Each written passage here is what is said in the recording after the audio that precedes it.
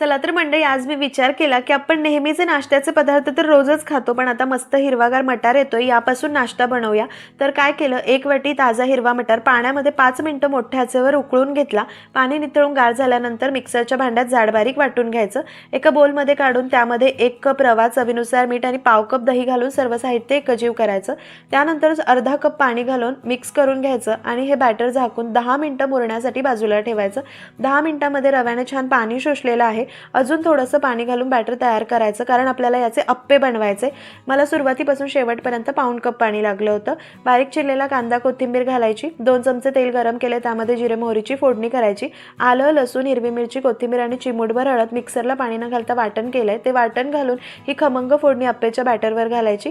पाव चमचा खाण्याचा सोडा आणि चमचाभर पाणी घालून हे बॅटर तयार करायचं. अप्पे पात्राला तेल लावलंय, हे मटारच्या अप्प्याचं बॅटर घालायचं आणि नेहमीचे अप्पे करतो तसे हे मटारचे अप्पेही तयार करायचे.